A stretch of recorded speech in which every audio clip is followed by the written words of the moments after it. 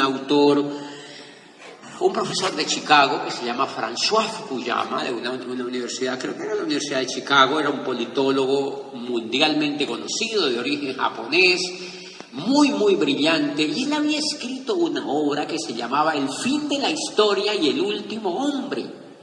Era una obra política muy controversial y era nueva, no era una obra vieja, era una obra nueva. Yo me la leí, yo no había entrado a Amway, yo me leí esa obra y en el capítulo primero de la obra decía que todos los fenómenos en el mundo, políticos, sociales y económicos, no se daban en busca de dinero, que era la gran equivocación de todo el mundo. Decían, los grandes fenómenos en el desarrollo de la humanidad se han dado no por dinero, sino por reconocimiento. Por reconocimiento. Y citaba Hegel, el filósofo alemán, donde Hegel demostraba cómo los seres humanos luchaban más por el reconocimiento que por el dinero. Empecé a leer la obra y decía, los Estados Unidos y todas sus guerras y el mundo moderno y todas sus guerras no lo hacen por dinero, es una gran equivocación, lo hacen por decir, yo soy el que mando, punto, y se acabó, yo soy el que te puedo hacer ti. Y yo decía, el fenómeno del reconocimiento. Cuando entro en el negocio de Amway me doy cuenta que uno de los principios que tiene el negocio de Amway era el reconocimiento. ¡Wow! ¡Qué cosa más poderosa! Cuando yo califiqué plata en el negocio de Amway, que plata es el triunfo de quien ve el negocio. Es el triunfo primero de quien ve el negocio. Entonces a mí me reconocieron como plata en una universidad que es la Universidad de los Padres Javerianos, una universidad de jesuitas, en Cali, o sea, preciosa, con un auditorio así como una tacita, 800 personas, todas fascinadas, profesores universitarios, economistas, administradores, gente de todo tipo. Y yo había llegado a plata. Es el que subió a la tarima, dijo, y acaba de llegar a plata el rector de una universidad y es un líder que cuando para la mano el sol se apaga. O sea, ¿me entiendes? O sea, exageró y todo. Y yo, ¡ay, ese soy yo! O sea, increíble. Y me edificaba, y decía, es increíble, es una promesa del negocio. Y nuevo plata. Salí a tarima como el nuevo plata de Colombia. Cuando yo salí a tarima, colocaron una musiquita suave y se pusieron de pie 800 personas a aplaudir.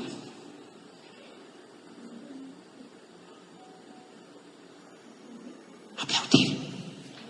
¿Me entiende? Aplaudían y se pusieron de pie y aplaudían. Y yo contemplaba aquel fenómeno y a mí el corazón me palpitaba. Y yo digo, wow, esto vale la pena, esto es muy lindo.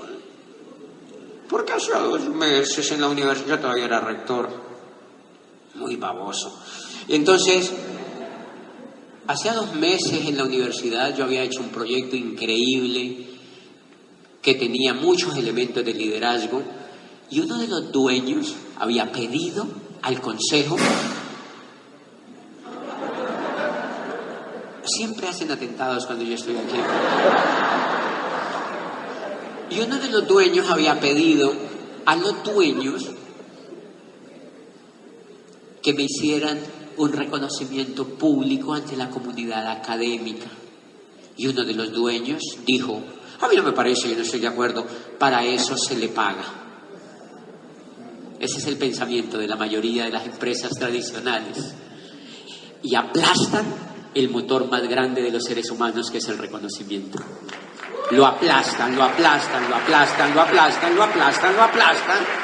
Y ahí estaba yo en tarima como nuevo plata y la gente aplaudiendo, 800 personas, increíble. Y eso, no sé qué pasó dentro de mí. Yo no lo dije, creo que mi subconsciente dijo, esto lo vamos a hacer de por vida, desgraciado. O sea, hubo un jalón dentro de mí que me comprometió del todo y nunca me volvieron a ver, porque ahí mismo salí disparado a trabajar. Son fenómenos humanos increíbles. ¿Y qué es lo que más nos falta conocer en el mundo? ¿A los seres humanos? La psicología lleva 100 años, señores. La psicología lleva 100 años en el mundo desarrollándose. Los que primeros empezaron medio a descubrir la psicología fueron los griegos. Y eso se acabó, el proyecto se abandonó y se tiró durante 4.000 años. Y hace 100 años el mundo volvió y dijo, oye, estudiamos psicología. ¿Qué posibilidades hay de que estudiemos el ser humano? Porque esta bolita que está dentro parece que es importante. Estudiémosla. Llevamos 100 años. ¿Qué es una ciencia en 100 años? Nada. O sea que no sabemos nada de cómo funciona el cerebro. Pero todos esos fenómenos son increíbles y en el caso mío eso me impresionó. Pues dentro de todo este fenómeno de reconocimiento, Amway de Michigan, que aplica en todo lo que hace los detalles de reconocimiento, cuando yo califico embajador Corona, me llaman de Michigan y me dicen, bueno, me mandan una carta bellísima y me dicen, hemos dispuesto de un jet privado para que te recoja y puedes venir con todos los miembros de tu familia que tú quieras. Pues grandecito. Es solo para ti. Van a ir unos ejecutivos de la compañía y te van a recoger en un jet privado para que vengas a Michigan y celebremos el que haya llegado embajador Corona. Cuando yo voy llegando al aeropuerto, yo creía que era un jet así de grande. Pues era solo para mí. Era un jet gigante de $60 millones. Y ahí en el video vieron unas fotitos, entonces me llevaron a Michigan. Y allí en Michigan estuvimos una semana. Y uno de los eventos que hubo fue una rueda de prensa con los gerentes de varios sitios del mundo, gerentes de los mercados europeos, asiáticos, americanos. Y habían más o menos 200 gerentes de todo el mundo haciendo una rueda de prensa. Entonces me preguntaban cosas y yo estaba así como estoy ahora con ustedes, solo que ustedes ahora no pueden preguntar, pero ellos me preguntaron, y una de las preguntas que me hizo un gerente es, nos llama mucho la atención que usted ha llegado a embajador Corona en 10 años. Esa es la tasa que se usa en Asia, donde normalmente llegan en 10 años. Pero me quiso decir así que uno agarra el mensaje en el aire como diciendo, pero usted es latino. Como hello. Un poquito más lento. Y entonces yo le dije, yo no sé, el cerebro me lanzó ahí mismo la respuesta y le digo yo, mira, yo realmente no llegué en 10 años. Yo llevo 40 años preparándome para ser embajador Corona. Desde que tenía 5 años, la memoria recuerda que yo ya me estaba preparando para hacer algo bonito. Y les conté en 10 minutos la historia que te voy a contar en 40.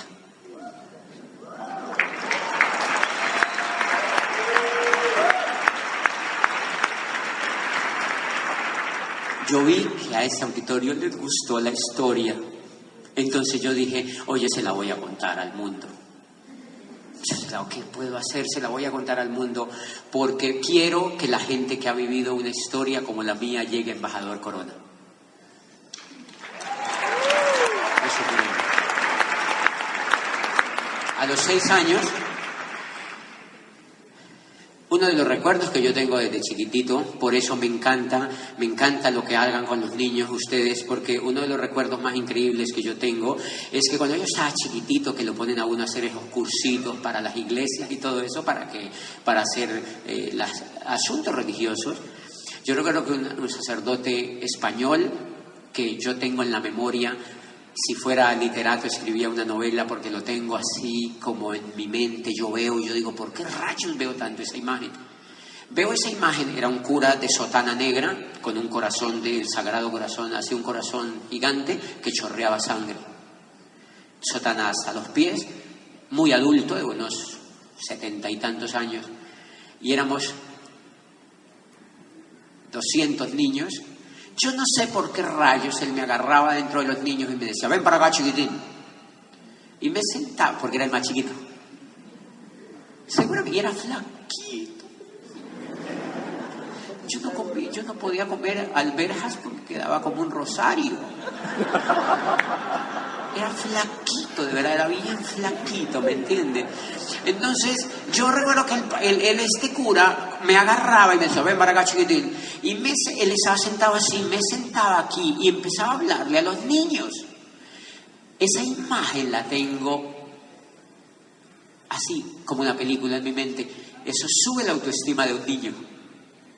Eso sube la autoestima de un niño. A los 6 años tengo otra imagen increíble, y ahí se puso en el video ayer. Yo a la escuela, la maestra me empieza a hablar las vocales, y yo las aprendo muy rápido. Pero yo veía que los niños chiquitos que no iban a la escuela, pues porque estaban más chiquitos, entonces yo veía ahí una necesidad, y yo digo, voy a enseñarle lo que yo aprendo a mis vecinitos. Entonces yo empezaba a ir a la casa de Matilde, a la casa de doña Juanita, a la casa de doña Amparito, y yo me iba por las tardes y decía, doña Amparito, quiero que mandes a Carlos, a Carlitos, a mi casa a las 5. ¿Y por qué? Porque le voy a enseñar lo que aprendí en la escuela. Quiero que mandes a Martica a las 5. ¿Y por qué? Pues le voy a enseñar lo que aprendí en la escuela. Entonces yo juntaba 7 niñitos a las 5, yo arrancaba mi open. En una casa, y una 6 años, estaba chiquitito. Y los niños se sentaban ahí, y yo les empezaba a enseñar las vocales. La casa, y se vio en el video, era una casa hecha de moñiga de vaca.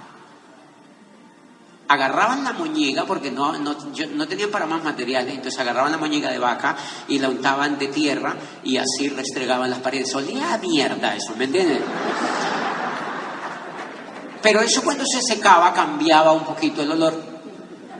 Y se secaba muy fuerte, así hacían las paredes de las casas en todas partes donde las personas no tenían dinero, una casita chiquita, y yo estaba ahí en el zaguán de la casa con eso. Yo convenzo a mi padre para que me haga un tablerito verde de cemento, y lo vieron anoche. Es original, pues eso existe. En la casa todavía existe. Entonces yo me veo ahí parado enfrente del tablerito enseñándole las vocales a los niños. Quiero decirles esto. Eso quiere decir que desde niño yo sentía un profundo deseo de ayudar a los demás. Eso es clarísimo. Yo sentía una profunda necesidad de ayudar a los demás. ¿Cuánto me pagaban? Nada, no me pagaban nada.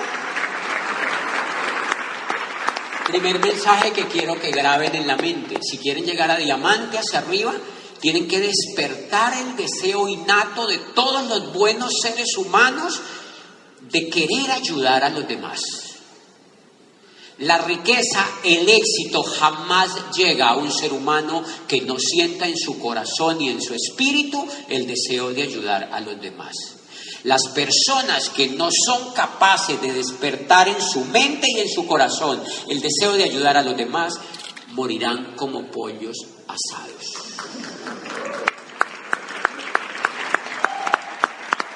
Porque no hay otra posibilidad, señores. Los únicos que se liberan en el mundo, los únicos que encuentran la abundancia y la riqueza y la libertad, son los que se volcan a ayudar a los demás.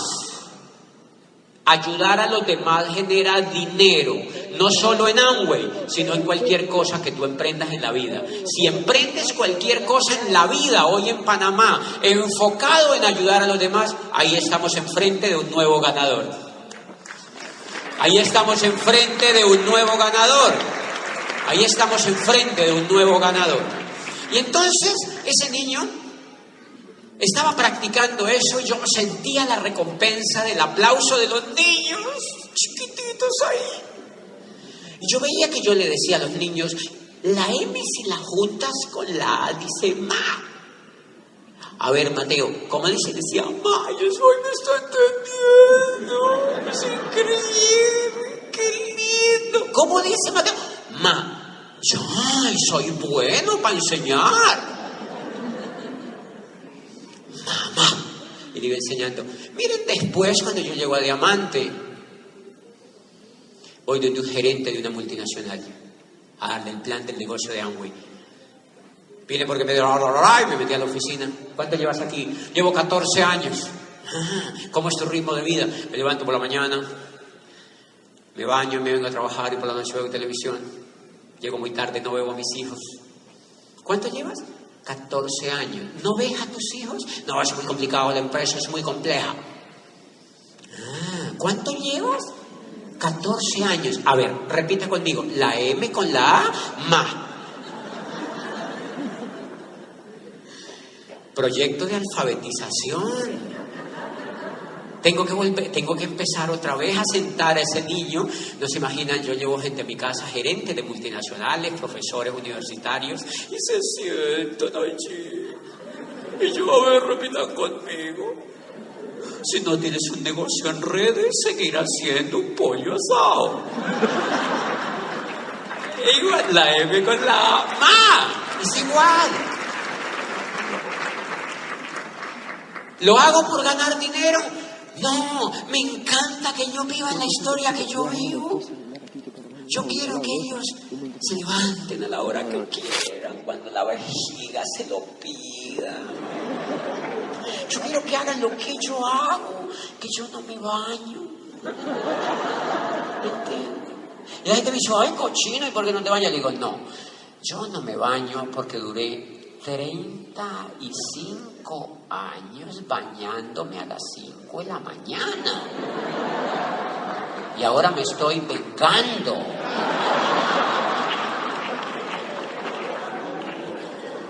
Si yo puedo hacer esa venganza, yo la hago. ¿Y qué? Hoy me bañé, se los aseguro, para venir aquí. Entonces cuando me invitan a eventos, yo digo, sí, yo voy, pero yo me tengo que bañar. Normalmente vivimos una vida de sueños, una vida de libertad. Yo creo que ese gerente vive esa vida. Pues bien, a los 14 años mi madre se muere. Mi mamá y yo teníamos una conexión espectacular, como todos los hijos, pero la mía era muy especial. Y entonces mi madre se muere a los 14 años de un problema cardiovascular. Nosotros vivíamos en una región donde la gente comía mucha grasa, mucho cerdo con grasa. Y estas personas sufren de presión arterial fácilmente. Mi madre murió muy joven, una mujer espectacular, y yo la vi morir. Y yo siempre sentí que ella no me abandonó. Yo sentí que ella no me abandonó, o sea que yo siempre era positivo. Mi lado del cerebro que se aprendió a usar desde chiquito fue el positivo. Entonces cuando mi madre despegó, yo dije, ay, chévere, porque me va a cuidar. Y siempre pasó eso. Siempre pasó eso. Yo sentí que siempre pasó eso. Entonces, cuando mi madre se muere, yo me voy para una ciudad que se llama Neiva, una ciudad muy caliente. Yo le dije a mi papá, yo me voy de aquí. ¿Pero por qué? Pues porque aquí yo no voy a progresar. ¿Pero y qué te dice que no vas a progresar? Tú.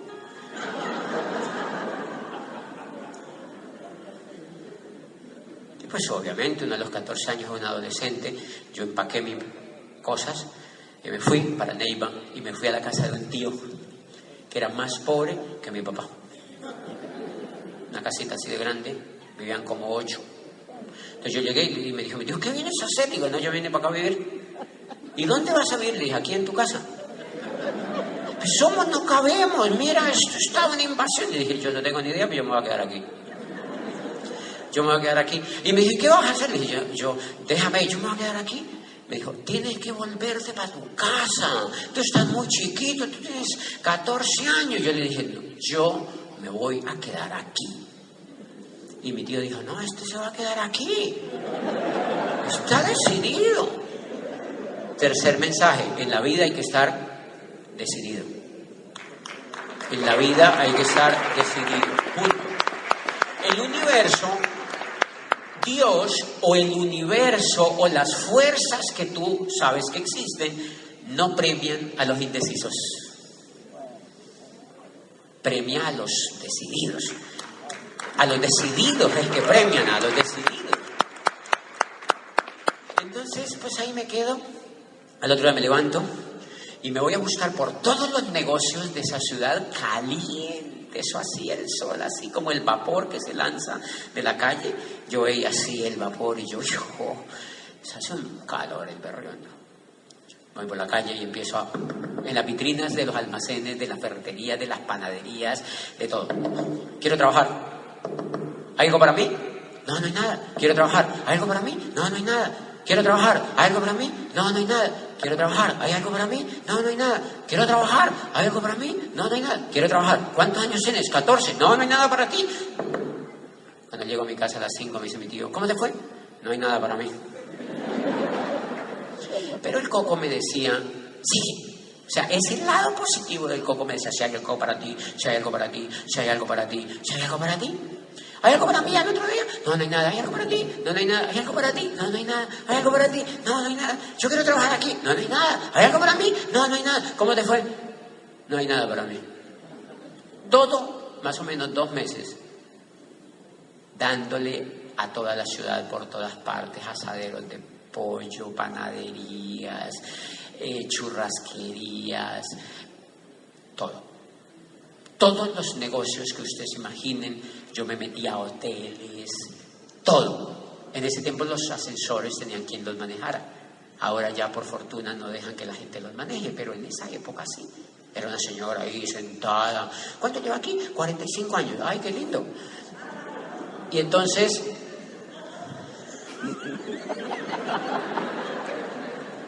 Está rostizada.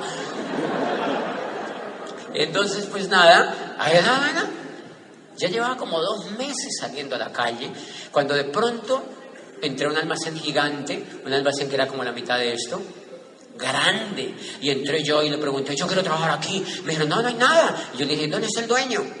Y me dijeron, está allá adentro. Está allá adentro. Y le dije, ¿por dónde? Me dijo, suba al fondo por las escaleras. Y me metí y llegué así por las escaleras y subí por las escaleritas. Y en el fondo había un señor, era el dueño, y estaba sentado en una mesa, en un escritorio, así, y era rico. Era rico porque se veía. Un almacén gigante. Estaba sentado allí. Y me dijo, ¿tienes cita conmigo? Yo le dije, no. Entonces, ¿cómo entraste? Le dije, pues abajo me dijeron que siguiera. Me dijo, no, si no tienes cita conmigo. Y iba a llamar el teléfono. Le dije, no vaya a llamar. Yo quiero hablar contigo 2 minutos. La voz mueve el mundo. La voz mueve el mundo. La palabra mueve el mundo. Le dije, yo quiero hablar contigo 2 minutos. Y el tipo como que dijo, siéntese. Y le hice colgar el teléfono. Me senté enfrente y le conté en 2 o 3 minutos que mi madre se había muerto, que yo vivía en un pueblo polvoriento y que me había venido para Neiva, que llevaba 2 meses caminando las calles, que mis zapatitos estaban ya medio rotitos y que no había nada para mí. Le dije, yo quiero trabajar aquí. Se quedó viéndome y me dijo, empiece mañana como mensajero. Me dijo, ¿cuántos años tiene? Le dije 14. Me dijo, empiece mañana como mensajero. No pueden trabajar menores de edad, pero algo hacemos, quédate aquí. Vas a ser el mensajero de la parte de la gerencia. Él era el dueño. Yo dije, ¿qué tengo que hacer? Me dijo, mensajería, todo lo que nosotros digamos aquí. ¿Ven? Al otro día me dijeron, lleva una pizza a la casa. Y yo, ok. Y entonces agarré la pizza. Me dijeron dónde era la casa. Vivían a 6 cuadras más o menos. Y me voy así por la calle para la casa con la pizza. Y llegué a la casa. Cuando llegué a la casa me di cuenta que la esposa estaba viendo ahí televisión, Era una casa grande, una sala gigante, tenían cuadros en las paredes, 3 metros de alta, biblioteca, empleada del servicio. Y entré yo a esa casa y me dijo, ¿quién te envió? Y me dijo, le dije, no, me enviaron a dejarle esa pizza. Me dijo, ¿y tú quién eres? Le dije, soy nuevo en la compañía. Le entregué la pizza. Al otro día me dijeron, lleve este ramo de flores. El esposo era muy detallista. Le envió un ramo, yo creo que era infiel. Le envió un ramo de flores.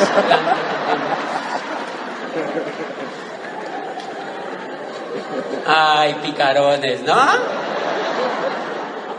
Le envió un ramo de flores gigante. Entonces yo me llevé el ramo de flores y me dice la señora, me dejé ahí y me dice, eran como las 5 de la tarde, estaban viendo en televisión una novela que proyectaban, creo que se llamaba Los ricos también lloran, que fue muy famosa en Latinoamérica, con Guillermo Capetillo y Verónica Castro. Estaban jóvenes hoy en día. Yo los vi que día ya están, o sea, ya uno salen y no los ve nadie, pero estaban en esa época, o sea. Entonces, me dijo, quédate viendo la novela. Y yo, me senté, yo era muy obediente, entonces yo me senté. Ella estaba sentada en una hamaca, así, era una señora grande, abundante, o sea, digamos, no tanto abundante, sino generosa, digamos, casi, porque normalmente en esa ciudad las mujeres no eran tan altas, pero era como casi de 1,80, una señora grande, fornida, y era de carácter, era brava. Me dijo, siéntase ahí, yo lo tomé como una orden, me senté allí y me senté a ver televisión con ella. Yo le empecé a hacer comentarios de lo que veía en la televisión. Y ella se reía. Quinta mensaje, cuando usted haga un negocio en su vida y el otro se ría, habemos negocio.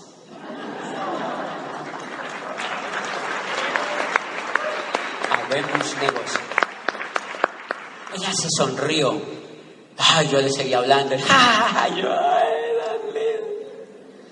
Seguimos ahí. Al otro día a las 5 de la tarde me dijeron en el almacén que la señora quiere que vaya a la casa. No, yo fui a dejar otras cosas y me dijeron, quédate a ver televisión. Entonces al otro día me dijeron que la señora quiere que vaya a la casa. Entonces yo fui y la señora me dijo, quédese a ver televisión conmigo. Y entonces yo me quedé otra vez viendo televisión con ella allí. Y al otro día me llamó y me dijo que la señora quiere que vaya a la casa. Y yo, ay, no puede vivir sin mí. Le he creado una dependencia. Ella, claro, tenía 4 niñas, así como las niñas de Linda, de Alfredo y Juliana, estaban así chiquitas. Y eran lindas las niñas, eran 4 así chiquititas, parecían muñecas. Entonces ellos no tenían hijos hombres. Yo creo que eso también ayudó para que ella como que tal. Y entonces, bueno, seguí yendo a ver televisión con ella. A los 8 días me dijo, ¿tú dónde vives? Yo le dije, yo vivo en la casa de mi tío. Y me dijo, ¿dónde es? Y le dije, digo, es muy lejos. Entonces se fue el día, a la tarde ahí viendo televisión y sirvieron la comida. Y le dijo a la empleada, sírvale a José también. Y yo, no, creí que no me iba a dar. Entonces, claro, sirvieron salmón. Y los ricos comen bien, por eso hay que hacerse rico. ¿Entiendes? Comían salmón y yo decía, yo comiendo lentejas todo el día en mi casa. Porque la gente dice que las lentejas son buenas, pero no todos los días.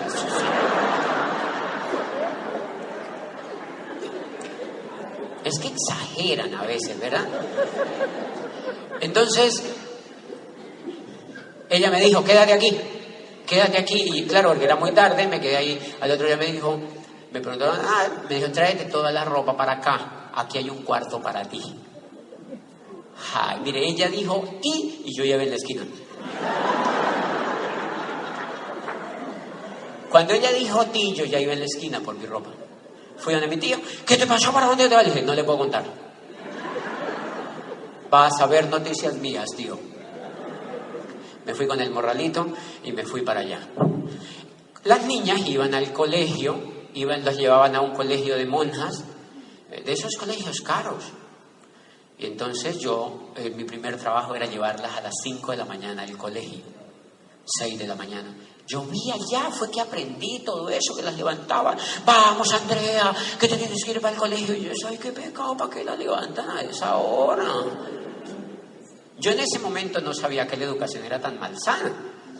Pero, porque yo era un niñito, yo no entendía nada. Y entonces, las llevamos al colegio, yo las dejaba ahí en la puerta y me devolvía a la casa.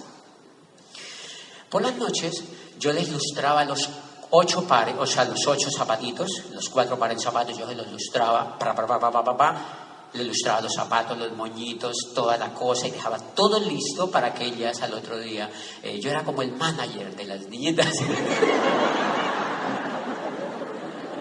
y era el representante. Entonces yo les preparaba todo y les dejaba todo listo, ya se las llevaba para el colegio. Ellos se iban, ellos tenían en la casa una biblioteca grande, linda, con puertas de roble, grande y tal. Y eso me impactó porque ellos se iban de viaje. Cuando se iban de viaje, se iban para Hawái de vacaciones, o sea que eran ricos. Se iban todos para Hawái de viaje. Después, cuando yo califiqué a diamante, a mí no me llevaban. ¿Qué me iban a llevar? Yo me quedaba en la casa. Entonces, yo me sentía como un perrito, cuidando la casa. Se iban para Hawái y después de que yo califiqué a diamante, el segundo club de diamantes era en Hawái. Y ahí yo estaba en un helicóptero sobrevolando el archipiélago de Hawái, ¿me entiendes? Yo decía, para acá era que se venían, desgraciados. Por eso no me traían, es caro. Pero yo estaba en un hotel, el mejor hotel de Hawái, invitado por Amway, viendo las esculturas de Botero de millones de dólares en el patio. Yo no sé si ellos se quedaban ahí, ni me importa, no sé, pero yo estaba ahí. Y ese niño vio todo eso. Ellos tenían la biblioteca, entonces yo me quedaba en la biblioteca y me metía a la biblioteca y eso salvó mi vida. Porque yo no iba, me metía a la biblioteca y pasaba horas y horas en la biblioteca. Agarré un libro de un doctor Dyer, americano, un psicólogo, que se llamaba Tus zonas erróneas. Imagínate, 14 años, leo el libro y dice, todos los seres humanos en el mundo quieren triunfar, pero la mayoría no triunfa porque le da miedo. Si te quitas el miedo, tú triunfas en lo que sea. Y yo, ¡ay, qué emoción!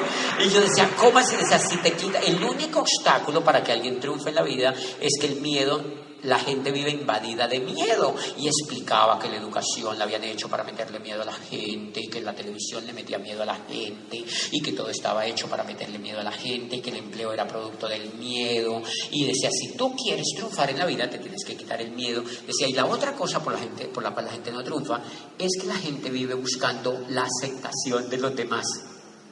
Decía, si tú quieres triunfar en la vida, jamás busques la aprobación de los demás. Y yo, está bacano. O sea, está bueno. Bacano no es una mala palabra.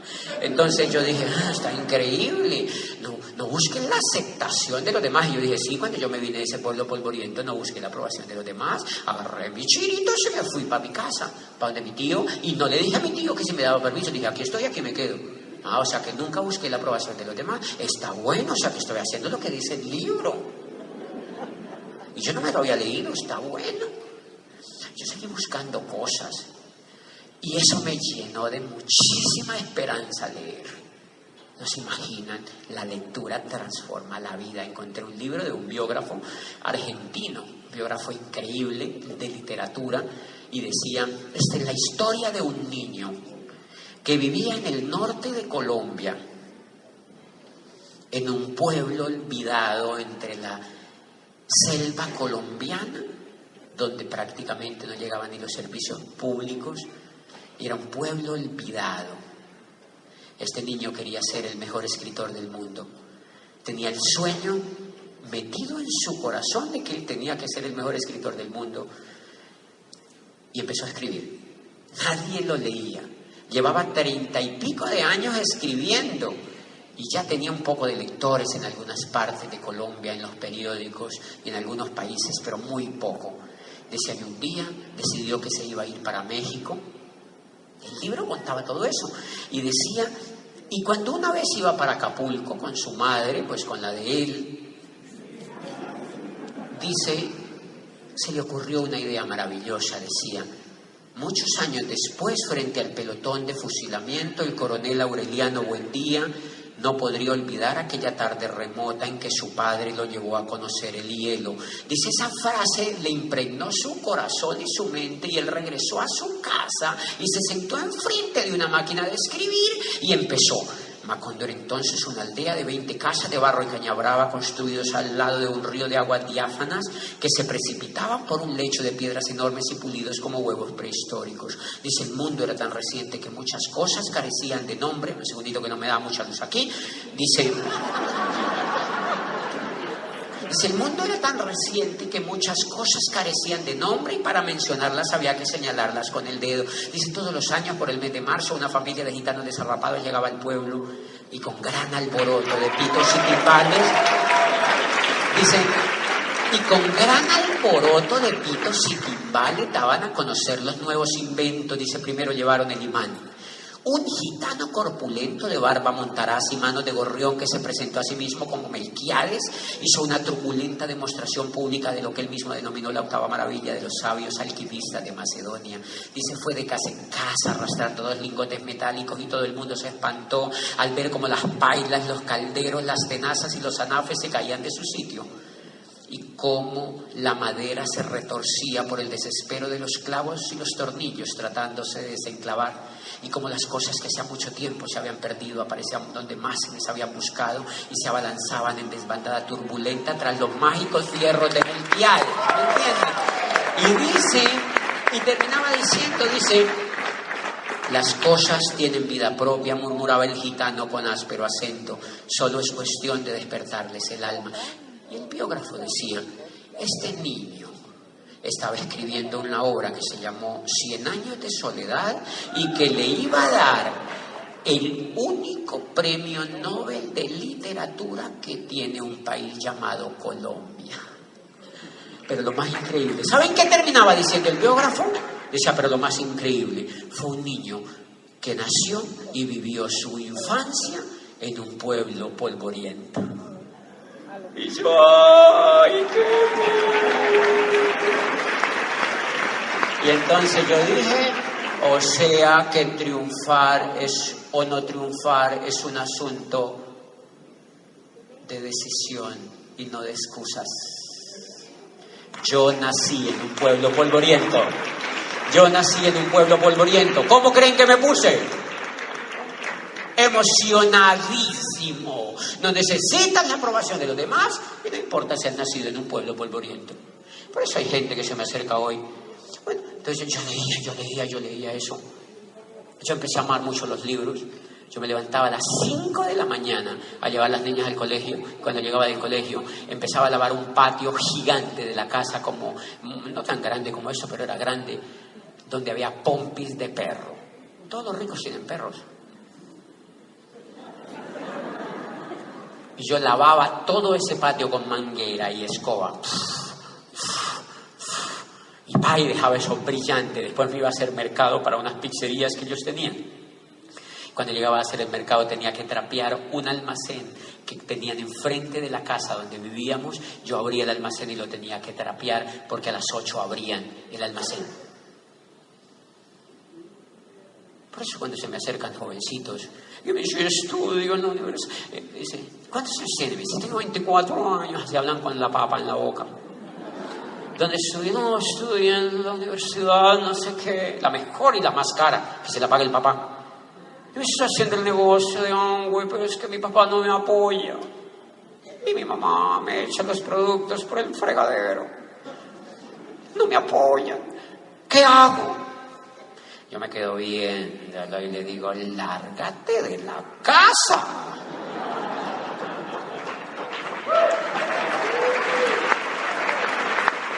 Lárgate de la casa. Y les cuento esa pequeña historia. Y pues ahí se estaba forjando el carácter de alguien que quería ser un líder. Por eso no importa lo que hayas hecho en el pasado. Eso no importa. Lo que importa es cómo te eduques para enfrentar el futuro. Eso es lo que importa. Cómo te eduques para enfrentar el futuro. Cuando la señora, aquella señora que fue como mi madre, era rica.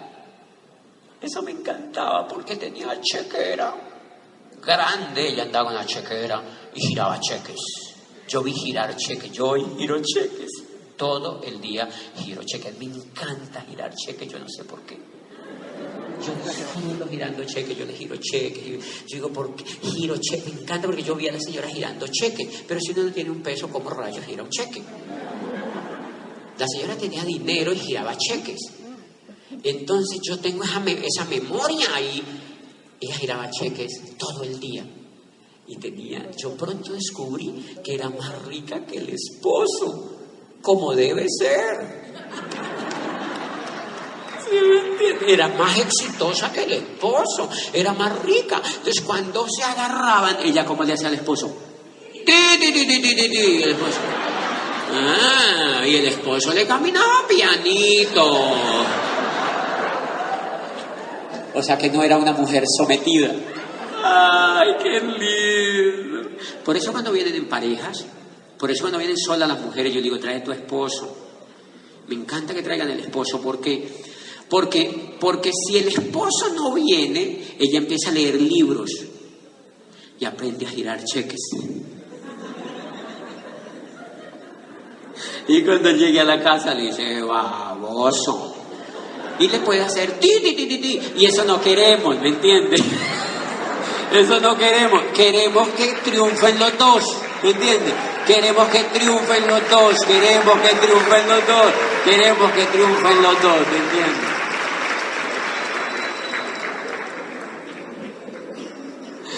Bueno, la señora tuvo una idea. Yo llevaba a las niñas, ya se me acabó el tiempo, pero no he empezado, mira. Pero no importa, yo no me voy a pasar. Pero ¿cómo les parece que la señora, yo llevaba a las niñas a un club donde van los niños ricos? Un club de la ciudad donde iban los niños ricos, los hijos del gobernador, de las mejores empresas, todos niños ricos. Entonces yo iba y dejaba a las niñas ahí al club y me devolvía. La señora tuvo una idea brillante. Le dijo a la más grandecita, mi amor, ¿por qué no le dice a José que se quede en el club para que él no se devuelva?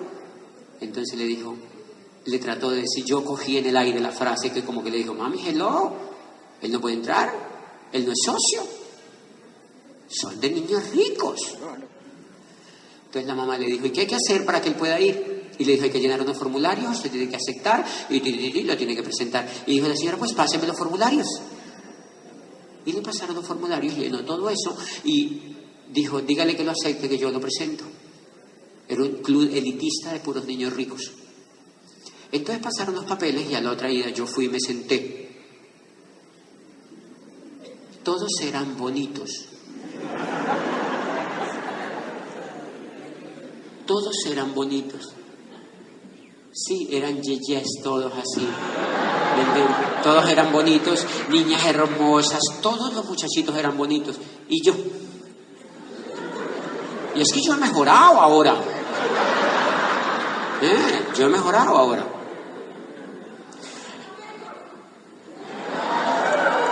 Yo me tenía que vengar de alguna forma. No, mentira. Entonces, ¿cómo les parece que yo voy y me siento allí y los muchachos estos estaban dirigidos por un cura yeye? Era un cura yeye, hermano de un general de la República, del general de la policía. O sea, del más chingón de la policía, ¿me entiendes? Del más de alto rango. Tipo así, con carácter y bravo el tipo. Entonces hablaban de filosofía y ponían temas. Como yo me la había pasado metido en esa biblioteca, alcé la manito y le dije, eso es más o menos lo que pasó en Francia a finales del siglo XVII. En Francia, a finales del siglo XVII, Francia era un país muy pobre. La pobreza era atronante. Luis XVI gobernaba Francia. Era un rey entronado en el reino francés por... Joder. Yo le dije, Luis XVI y María Antonieta era un rey empotrados por obra y gracia de la era medieval. El pueblo de Francia estaba pobre, estaba desesperado. Era tanto el problema político que Luis XVI tuvo que convocar a los 3 estados generales, a los 3 estados, que uno era la nobleza, el otro era el clero y el otro era la gente del común, el pueblo. Y resulta que los estados generales se reunieron a hablar sobre la situación de Francia. Cuando el rey clausuró los estados generales, el tercer estado, que era el estado del pueblo, el rey no se percató que por aquellos días vivía Rousseau, Montesquieu, John Locke, y que esta gente junto con Voltaire estaban escribiendo unos panfletos chiquitos donde por primera vez en Occidente se decía que los hombres tenían derechos sobre la tierra y que los hombres tenían el derecho a ser felices y a vivir en libertad, y que no era tan cierto que desde el cielo se gobernara todo. Y esos panfletos, y los niños estaban así como ustedes, así, como si ni este flaquito, feíto, ¿de dónde salió? Y le dije, y el tercer estado se decretó en asamblea general, permanente, y no se retiró del auditorio. El rey se empezó a enfurecer de que qué pasaba, y de pronto se oyó una voz al fondo del auditorio que dijo, ¡abajo el rey! Y dijo otro, está bueno, abajo el rey.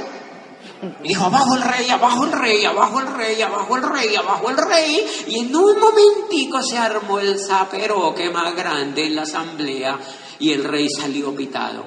Y empezó el suceso más increíble en Occidente, el nacimiento de la Revolución Francesa, que fue el fenómeno político y social más grande de finales del siglo XVII, que transformó Occidente y que dio origen a todas las democracias en las cuales vivimos hoy. Si no hubiera sido por la Revolución Francesa, no había dado origen a las democracias que nosotros vivimos hoy. Y el abajo el rey se convirtió en la bandera en Europa. Y en menos de 50 años, todos los reyes estaban abajo, porque la gente leyó. O sea que para que el rey se baje, hay que leer. Para que el rey se baje, hay que leer, señores. La ignorancia es la amiga de la pobreza. Y los franceses empezaron a leer y les contaron. Entonces, claro, cuando los niños, ¿cómo creen que quedaron después de esa historia? Ellos tenían un presidente que nombraban entre ellos. Yo llevaba 2 meses ya de ir al club cuando se le venció el periodo a la presidente que había, una niña rica. Entonces dijo el cura, hay que elegir otro presidente. Y yo escuché en el fondo de la salita que dijo uno de los que me admiraban, yo quiero que sea José Bobadilla. Y dijo, no, yo también quiero. Y digo, yo también quiero. Y entonces me eligieron a mí como presidente del club, me eligieron a mí como presidente del club. Y entonces a la casa de los ricos donde yo vivía empezaron a llegar los muchachitos. ¿Está José? ¿Está José? No está ocupado. Quiero hablar con él. ¿Está José? Quiero hablar con él. Entonces dijo la señora, ¿por qué lo preguntan a él tanto? Y le dijo la más grandecita, mami, porque lo eligieron presidente del club.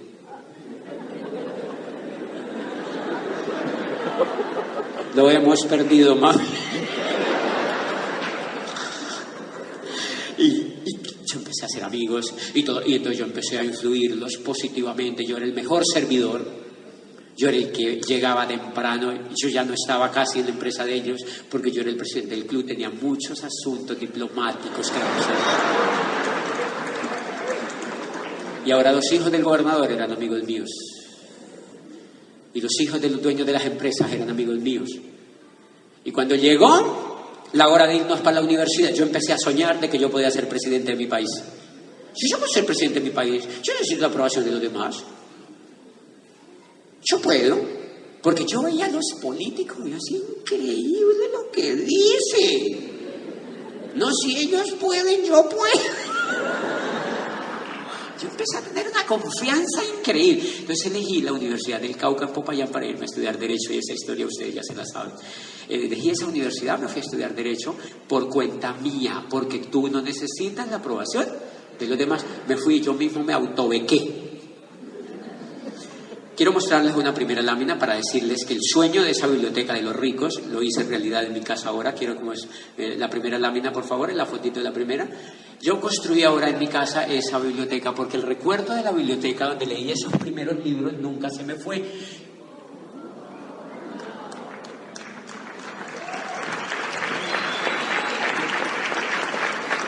Entonces, ahora en mi apartamento me construí esa biblioteca. Es un 8º piso y la biblioteca queda en el 9º y se ve todo Cali así. Y es lo mismo. Leo libros, póngame la segunda por favor, y colecciono lo que leí. Al fondo hay un cuadro de la Escuela de Atenas, se llama la Escuela de Atenas, y en el techo está el juicio de Sócrates y el juicio de Galileo pintado por un platino de mi grupo a mano. Por un soñador increíble. Y en este stand están los 100 libros más impactantes que yo me he leído en el negocio de Amway, en la historia, no solo los 100, pero sí los libros más impactantes que me he leído. Ponme la otra lámina, por favor. Y hemos vivido cosas lindas. Miren, tenemos un grupo de indígenas de la etnia de Guambía, del sur del país, que van con sus atuendos a mi biblioteca, y esa mochila me la regaló esa señora, tejida por sus manos de lana de oveja virgen. No, perdón, de lana virgen de oveja. No es lo mismo. De lana virgen de oveja, es de lana de oveja. Póngame la otra lámina, por favor. Sí, porque sí, a veces me equivoco con eso. O sea, miren, déjenme esa lámina allí.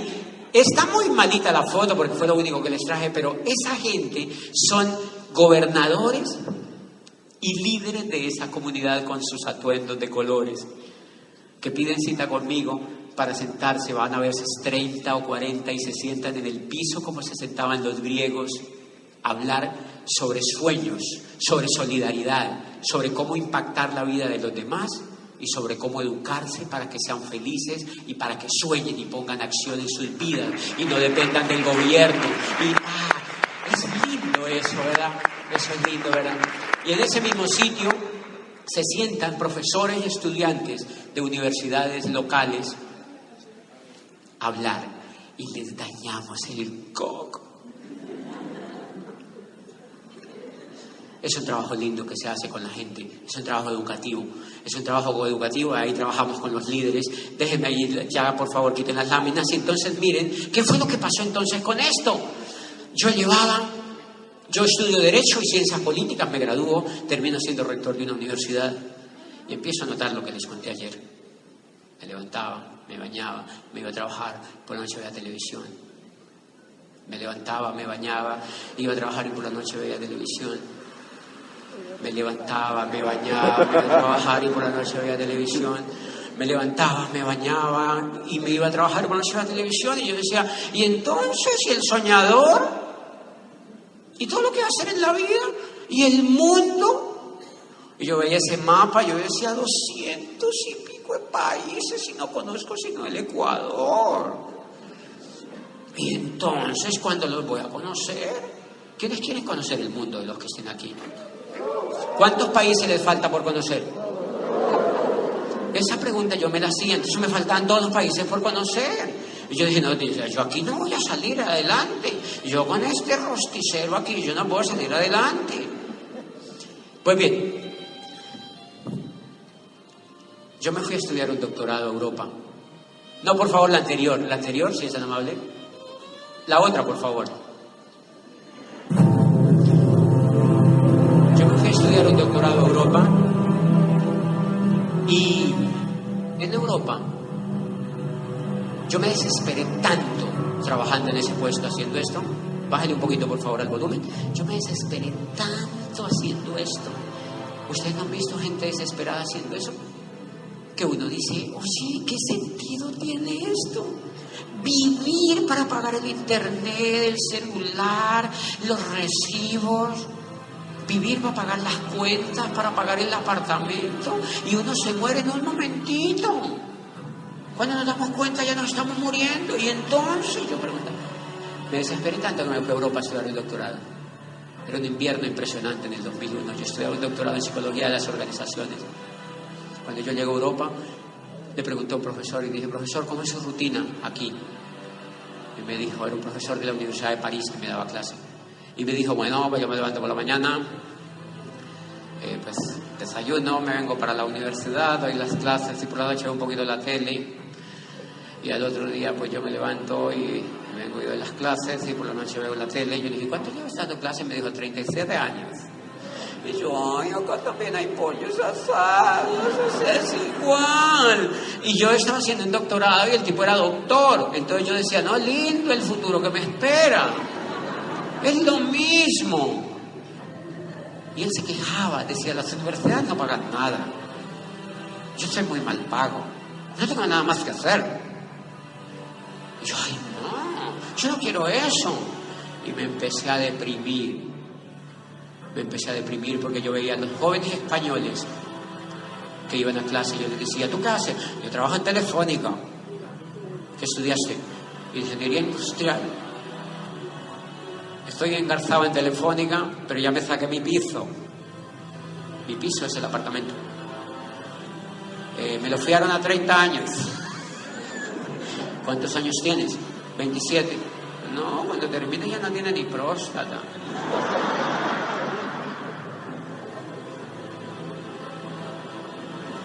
Y yo veía a todo el mundo haciendo lo mismo. Haciendo lo mismo, haciendo lo mismo. Todo el mundo esclavizado por la educación. Todo el mundo esclavizado por la educación tradicional. Y yo veía a todo el mundo corriendo en los metros. Y yo, ¿para dónde corres tanto? No, yo trabajo en no sé dónde. ¿Y para eso corres? La gente no entiende la vida. Todos zombies. Adivinen por qué. Porque se nos olvidó lo que hacían los griegos. Pensar. Se nos olvidó lo que hacían los griegos. Pensar. Pensar. ¿Y por qué? Era lo que hacían los griegos. Los griegos decían, ¿y por qué? ¿Y por qué? ¿Y por qué? Por eso a los niños tienen que enseñarle a que pregunten. ¿Y por qué? Tienen que hacer eso. Nunca le diga a un niño eso, porque él te va a decir, ¿y por qué? No lo calle, porque él es un filósofo. El niño es un filósofo. No lo callen como te callaron a ti, como me callaron a mí. No lo callen, déjenlo que sea filósofo. Joder. Y entonces yo vi todo eso y me empecé a deprimir. Me empecé a deprimir y yo era alegre como ustedes me ven. Nunca había sufrido de depresión. Y un día iba yo tenía que agarrar la línea amarilla, la verde, la morada y la naranja para ir a la universidad. Todo por debajo de la tierra de Barcelona. Una ciudad complejísima. Y una vez iba sentado en el tren, en el metro, y se me vinieron las lágrimas. Y empecé a llorar. Y yo lloraba. Y yo, uy, ¿qué me está pasando? Y empecé a llorar. Y llegué a la universidad y como pude estuve en la clase. Me volví a poner muy alegre. Me volví para mi casa y cuando llegué a mi casa me agarré a llorar otra vez. Y lloraba y empecé a llorar mucho. Entonces mis compañeros me decían, ¿qué te pasa? Yo no sé qué me pasa. Había perdido la esperanza y entonces yo lloraba. Y un día yo me desesperé tanto y yo decía, es increíble. Y decía yo, es increíble. Yo desde niño estoy luchando. He hecho todo. Me largué de mi casa. He estudiado todo lo que me han dicho. Fui al colegio, a la escuela, a la universidad. Hice posgrados y ahora estoy haciendo un doctorado. Fui rector de una universidad. He escrito 800 columnas en la prensa. He hecho de todo y lo he hecho con entrega. Y no sé para dónde voy. Y yo lloraba así. Yo decía, es increíble. ¿Yo qué más hago? Y quiero decirles, yo no sé, yo no les estoy diciendo que crean en eso, sino que le cuento lo que a mí me pasó. Yo recuerdo la imagen de mi madre en mi mente y lancé una súplica así con el corazón profunda. Y le dije, con las lágrimas en mi cara, y le dije, mami, yo quiero que tú me ayudes. Yo me siento muy triste, yo me siento muy perdido. Yo quiero que tú me ayudes. Yo me siento muy triste, yo quiero que tú me ayudes. Es increíble. Al otro día empecé a sentir la necesidad de regresarme para Colombia y le avisé a la universidad. Yo me había ido hace un año y había dejado tirado el puesto de rector. Llamé a la universidad y me dijeron: queremos que te vuelvas de rector. Ellos no habían nombrado rector. Yo me devolví para Colombia con la esperanza como un grano de mostaza. Y yo pensaba: si no me nombren de rector, sino de vigilante del edificio, yo acepto. Porque había perdido todo lo que un ser humano puede perder, que es la esperanza, ¿me entienden? Yo no quería nada, me parecía todo gris. Yo no quería esa vida de los europeos corriendo para todos lados y viviendo como yo viví que vivían. Yo no quería eso. Me volví para Colombia. Duré 3 años como un pollo asado otra vez. Pero ahora ya me parecía hasta chévere.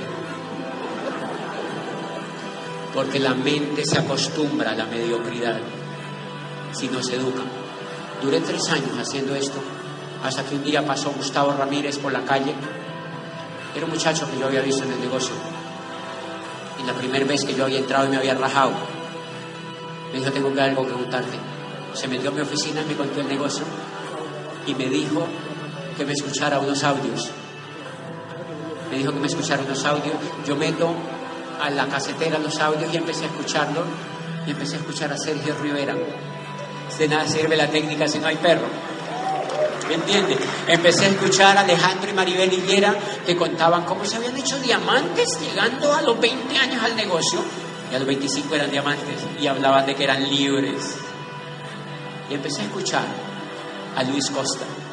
Decía: si quieres triunfar, tienes que subir la autoestima.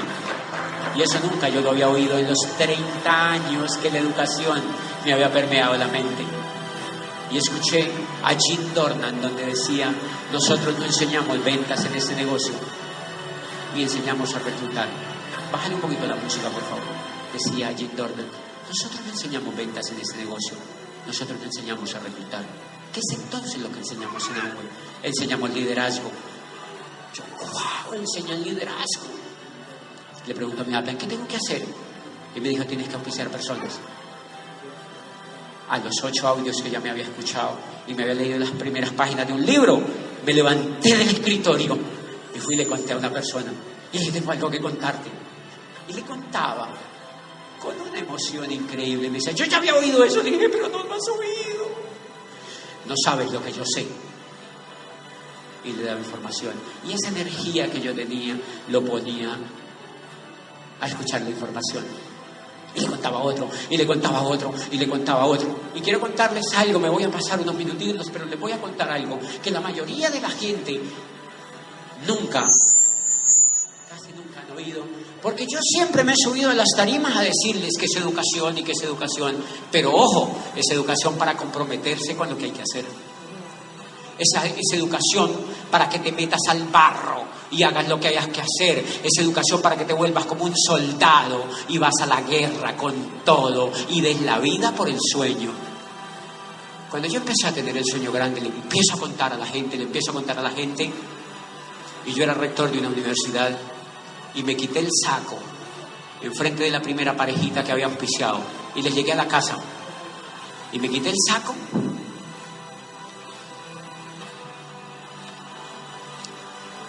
y saqué los productos de una maletita que yo llevaba y les hice una demostración de productos. Y yo era rector de la universidad. Les demostré en la pequeña sala de la casa cómo funcionaban los productos. Y yo los hacía reír. Y cuando ríe alguien, habemos pedido. Y yo empezaba a generar volumen. Y yo llegué al 9%, señores. Y yo llegué, en ese momento era el 3%, y el 6%, y el 9%. Y yo llegué al 9%, y al 3%, y al 9%. Yo construí ladrillo a ladrillo el embajador Corona. No sé si me entienden. Es que hay gente que entra y dice: no, a mí lo chiquito no me gusta. Hello. Tienes que empezar a matar las pulgas una por una. Tienes que empezar a hacerlo con amor. Y yo quiero decirles una cosa. Nunca había sentido tanto amor por algo. Yo me sentaba en esa sala de la casa y les mostraba. Yo sacaba los productos y les hacía una demostración. Yo revolvía el isodine en el agua y le echaba un poquitico de blanqueador. Y les demostraba cómo quedaba el agua transparente. Y les decía, y ahora sale una paloma. Entonces, y yo ponía a la señora a masticar el chicle. Y cuando ella tenía el chicle sin sabor, ella pasó para acá ese chicle. Y sacaba mi pañuelo y ponía el chicle en el pañuelo. Y sacaba el pre-wash porque ya la mancha del cerebro me la había quitado yo. Y ahora sí sacaba el otro. Allá hay un santuario que se llama Buga, donde hay un Cristo milagroso. Entonces yo le decía, esto lo puede sacar la gente con leche, con agua o con hielo. Hay gente que va a Buga, pero el chicle lo sacan. Ellos se reían. Y les hacía una demostración de productos y cuando terminaba la demostración la señora decía, mi amor, eso hay que comprarlo. Nosotros lo tenemos que pedir. Vamos al computador y hacemos el pedido de una vez. Y empecé a generar volumen. Quiero contarte que si haces las cosas con amor te van a ocurrir cosas maravillosas. Una vez en una convención estaba en España y un ejecutivo de una empresa lo encontré en la calle y lo auspicié. Se hizo amigo mío. Y le enseñé a hacer la misma demostración de productos porque lo puse a oír audios 3 días. Estaba enloquecido con los audios.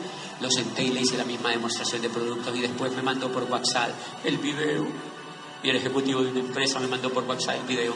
Estaba enfrente de una salita de 12 personas y le decía, mira, pues tú revuelves esto y mira cómo sale el agua y de aquí después sale una paloma. Pero cuando llegó al tema del chicle, hizo la misma demostración con el chicle y dijo, hay gente que lo saca aquí en España, las señoras lo sacan con hielo, lo sacan con leche, lo sacan con una plancha, hay gente que va a Buga, pero lo sacan. Ni siquiera cambiaba el santuario. Eso se llama duplicación. La gente va a hacer lo que te ve hacer. Si lo haces bien, la gente lo va a hacer bien. Si lo haces mal, la gente lo va a hacer mal. Si eres productivo, la gente va a ser productivo. Si te da susto mover volumen, a la gente le va a dar susto mover volumen. Si no lees, la gente no lee. Si no amas, la gente no ama. Punto. Es una cosa absolutamente coherente con lo que tú haces. Y quiero contarte para irme que lo más increíble es que me puse en la meta. Yo vi que había una tabla. Apague la música, por favor. Yo vi una tabla y decía que no podía llegar al 9. ¿Qué hay que hacer para llegar al 9? Me dijeron, no, 600 puntos. En esa época eran 1200 puntos. Ok, vamos a montar los 600 puntos. Y llegué al 9. Auspicié un grupito de personas y llegué al 12. Yo quiero llegar al 15. ¿Cuánto es el 15? 4000 puntos. Más personas, más consumo. Así, haciendo los talleres todas las noches en las casas. Y llegué al 15. Pero cuando iba a llegar al 15, el grupo estaba en 3200 puntos. O algo así. Todo el mes habíamos luchado por toda parte. Para allá, el taller, el pequeño pedido de 30 puntos, de 40, de 50, de 90, de 200, de 300, de 400. Llegamos a 3300. Pero yo le enseñé a la mente que a la mente no se le podía mentir. Porque quien gobierna la mente soy yo. La mente no me puede gobernar a mí. Ese es un secreto del éxito, señores. Ese es un secreto del éxito en ese negocio. Entonces yo le había dicho a mi mente que yo quería llegar al 15 y a las 10 de la noche estábamos en 3200 puntos. Llovía en Popayán y yo agarré un carrito Chevrolet Sprint y me fui. Yo había escuchado a un médico que había dicho que iba a llegar al 9 y llegué al edificio del médico. Todo estaba apagado. No me contestaba el celular. Y me paró afuera. ¡Alberto! ¡Alberto! Nadie contestaba. ¡Alberto! Y de pronto Alberto se asomó en la ventana con su pijama de burritos. Y me dice, no hagas más bulla que allá abajo. Eso es lo que quiero. Pum, bajó. Alberto, la meta. ¿Estamos trabajando? No, yo no pude. La abuelita, la tía, llegó de Madrid. La Lorita tenía un perrito, le dio diarrea y el canario se me salió de la jaula. Llevo una semana persiguiéndolo y no lo pude agarrar. Alberto, esas son excusas. Ábreme que yo voy para arriba. Me subí, me senté enfrente del computador y dije, Alberto, tú eres médico, ¿verdad? Movamos 700 puntos en tu consultorio y yo te ayudo. Eso se puede. Y le negocié los 700 puntos y habemos 15%. No sé si me entienden. Habemos 15%. Punto, porque la influencia la tenía yo. Y Alberto empezó a mover volumen y le dije, ¿sí ve que se podía? Si quieres correr una meta, y por eso llegué a embajador Corona, señor. No es esperando ahí. Tienes que salir a la calle y gritar, ¡Alberto! ¿Me entiendes? Tienes que levantarte y gritar donde tengas que gritar. Tienes que ir donde el otro y hacerlo levantar. Eso se llama liderazgo. A eso le llaman liderazgo. ¿Y saben por qué es importante eso? Para que hayan embajadores Coronas en Panamá. Para que hayan embajadores Corona en Panamá. Para que un día muy pronto, póngame la última por favor y nos vamos. Para que un día muy pronto te pase lo que a mí me pasa. Lo más lindo que a mí me pasa no es el dinero que el negocio me paga, porque es increíble. Nunca yo hubiera podido ganar con lo que yo sabía hacer el dinero que gano hoy. Eso no es lo más importante. Lo más importante, ¿saben qué es? Lo más importante es el impacto que puedes tener con la gente. Es hacer soñar otra vez a la gente. Es que te pase lo que a mí me ha pasado. Es que un día puedas estar detrás de estas cortinas de un auditorio y que te llamen como me llamaron a mí en Moscú hace un mes. Desde Colombia, nuevo embajador Corona, para hablarle a más de 15,000 líderes de Rusia sentados en un auditorio, hablándoles en español, traducido directamente al ruso, para que te pase lo que a mí me pasó, que no necesito aprender a hablar inglés para ayudar a la gente, porque en todas partes donde voy me traducen. Nunca perdí el tiempo aprendiendo a hablar inglés. Nunca perdí el tiempo aprendiendo a hablar inglés. Hablo en español porque el español es mi lengua. Porque quien tiene que triunfar es la lengua con la cual naciste. No sé si me entienden. La lengua de su mamá, la lengua de sus abuelos. El día que nosotros triunfamos, la lengua de nosotros triunfa. Para que un día estés detrás de esa cortina y te llamen desde San José de Costa Rica, nuevo embajador Corona, no sé si me entienden. Para que te llamen desde Panamá, nuevo embajador Corona, ¿me entienden? Para que ese día vibre tu corazón cuando oigas el himno nacional de tu país en todo el mundo. Bájale un poquito la música, por favor. Para que vibre tu corazón como ha vibrado el mío en montones de países cuando oigo el nombre de mi país. Y yo tomé una decisión: quedarme en mi país. Amen el país que tienen, que es el más lindo que existe sobre la tierra. Amen el país que tienen, porque no hay cosa más bella que el país que los vio nacer. No hay cosa más bella. Transfórmenlo y sean los mejores. Y para que les pase esto, un día yo estaba en México en una convención y se acercó una persona llorando y me dijo: Diamante, yo estoy muy feliz de que haya venido a México, porque veo tus videos en YouTube todo el tiempo, y desde que veo tus videos he vuelto a soñar. Era una mujer de mucha edad. ¿Cuántos años tiene? Y me dijo algo así, 80, 82 años. Desde que veo tus videos he vuelto a soñar. Y a mí se me vinieron las lágrimas de ver una mujer que estaba volviendo a soñar. Yo me quedé viéndola y le dije: tienes 30 años más para soñar, porque el que sueña no muere. Los sueños son los que nos hacen vivir.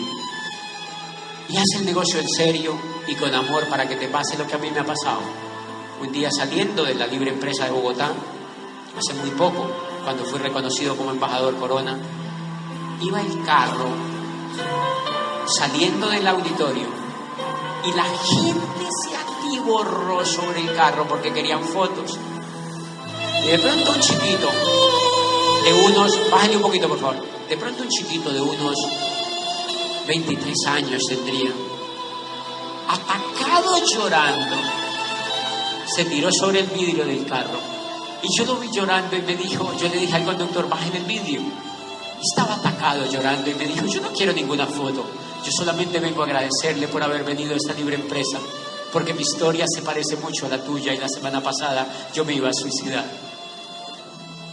Y yo lloré dentro del carro, y yo he llorado mucho, y yo llevo 11 años llorando, pero de alegría, pero de emoción. Y yo he llorado cuando estaba construyendo el negocio. Hasta la 1 de la mañana íbamos a dar planes y yo lloraba en el timón de mi carro escuchando una canción con la cual iba a ser reconocido como diamante, y eso se hizo realidad. Eso quiere decir que los sueños se hacen realidad cuando soñamos, cuando nos comprometemos, cuando lo damos todo y cuando amamos, ¿me entienden? Cuando lo damos todo, cuando nos entregamos y cuando crecemos y cuando encontramos lo que nos conecta con la vida, triunfamos. Quiero verlos en el Club de Diamantes y quiero que haya muchos embajadores Corona en Panamá. Gracias por todo el amor, gracias por toda la pasión. Vuélvanse los mejores líderes, los más soñadores, los más amorosos y los más servidores.